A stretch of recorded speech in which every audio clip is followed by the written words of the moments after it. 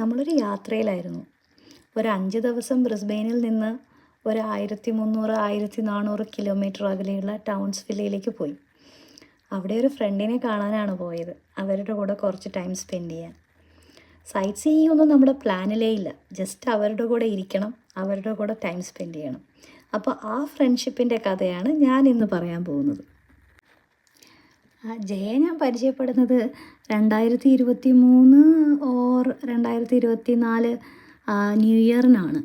അപ്പോൾ എൻ്റെ ഹസ്ബൻഡിൻ്റെ കസിൻ ഒരു റിസോർട്ടുണ്ട്. അവിടുത്തെ ന്യൂ ഇയർ സെലിബ്രേഷനാണ് നമ്മൾ അവരെ പരിചയപ്പെടുന്നത്. ജയയുടെ ഹസ്ബൻഡും ഈ റിസോർട്ട് നടത്തുന്ന നമ്മുടെ കസിൻ ചേട്ടനും ചേച്ചിയും അവരെല്ലാവരും ഭയങ്കര കൂട്ടാണ്.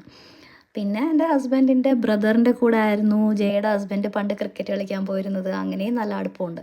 പക്ഷേ ഞാൻ ആദ്യമായിട്ടായിരുന്നു അന്ന് ജയയെ കാണുന്നത്. ജസ്റ്റ് ഞങ്ങൾ സംസാരിച്ചു, പിരിഞ്ഞു. പിന്നെ ഈ വർഷം എൻ്റെ മോളുടെ ബർത്ത്ഡേ പാർട്ടിക്ക് നമ്മൾ അവരെ ഇൻവൈറ്റ് ചെയ്തു.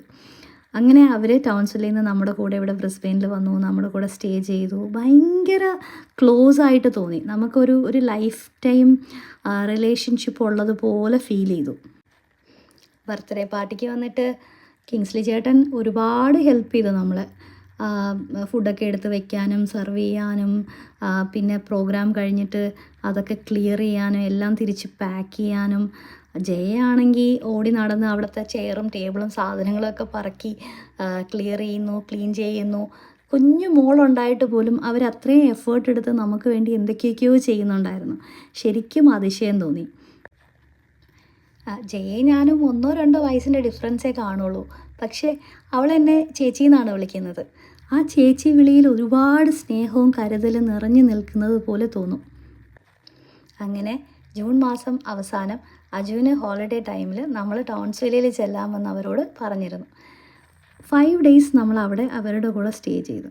ചെന്നപാടെ അനീഷിക്കാക്കൊരു പനി പിടിച്ചത് കാരണം പുറത്തൊന്നും നമ്മൾ പോയില്ല. ഒരു ദിവസം മാത്രമാണ് നമ്മൾ പുറത്തു പോയത്. പക്ഷേ ഒരു സെക്കൻഡ് പോലും നമുക്ക് ഒരു സങ്കടവും തോന്നിയില്ല. അവരുടെ കൂടെ സംസാരിക്കുന്നു, കുക്ക് ചെയ്യുന്നു, ഓരോ കാര്യങ്ങൾ ചെയ്യുന്നു. നമ്മൾ അവരുടെ വീട്ടിലൊരു മെമ്പറിനെ പോലെ അവർ നമ്മളെ അക്സെപ്റ്റ് ചെയ്തു. നമ്മളെക്കുറിച്ച് ഒരു ജഡ്ജ്മെൻറ്റും ഇല്ല.